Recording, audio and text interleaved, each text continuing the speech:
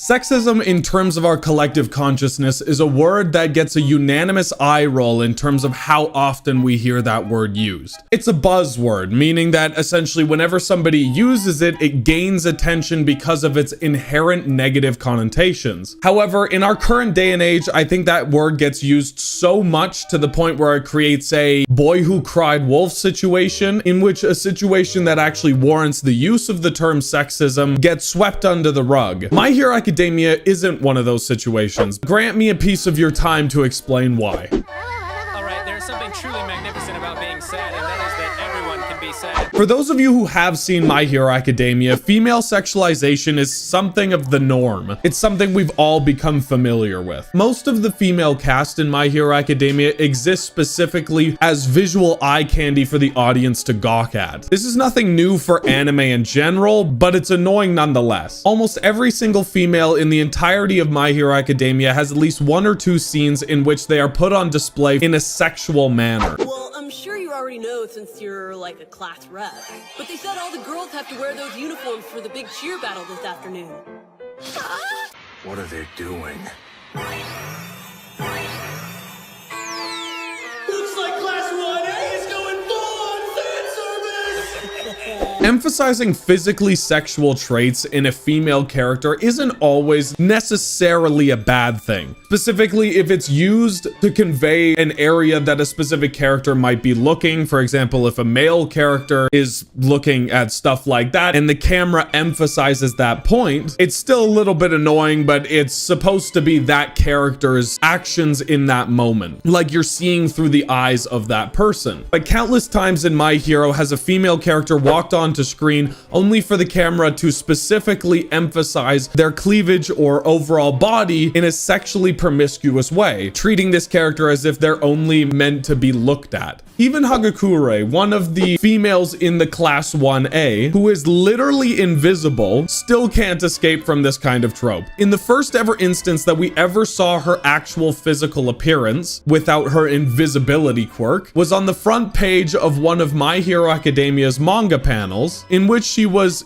for no specific reason, completely naked, only covered by some police tape marks. Keep in mind, this was the first appearance that this female character has ever made in terms of her actual appearance, and that's how she was displayed. Miss Midnight is by far the most egregious example of this over-sexualization, but she exists in more of a gray area because that's specifically what she's trying to do. But I digress.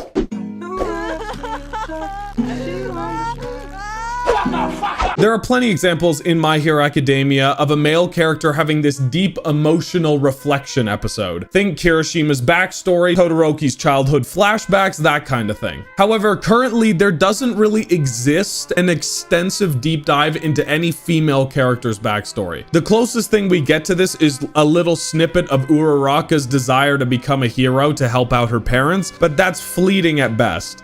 Not only that, but Nejire Hado, one of the legendary big three in UA's roster lineup of fledgling heroes, was the only one out of the said big three to not receive a single bit of character development or backstory whatsoever, when Mirio and Tamagi both got entire episodes dedicated to their emotional struggles and development as heroes. Overall, it's really sad to see such underrepresentation, even with Uraraka getting more screen time in the newer panels of My Hero Academia's manga.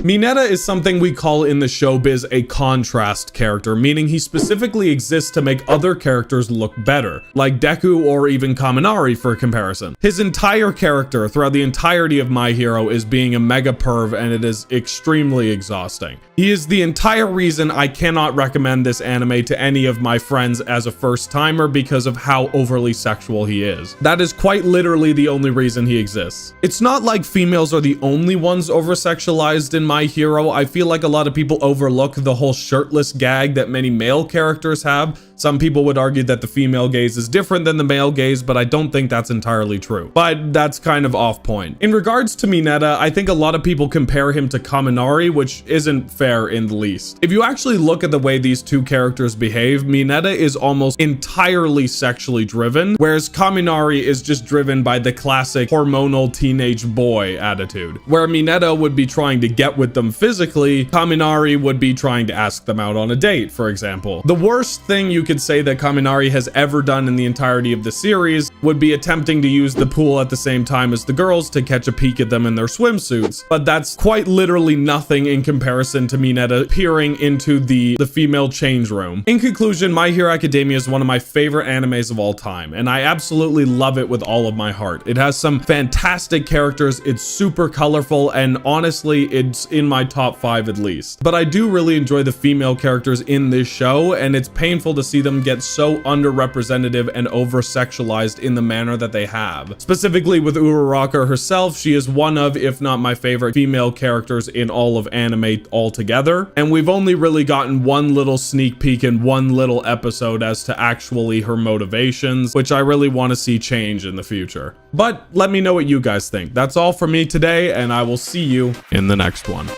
Night night.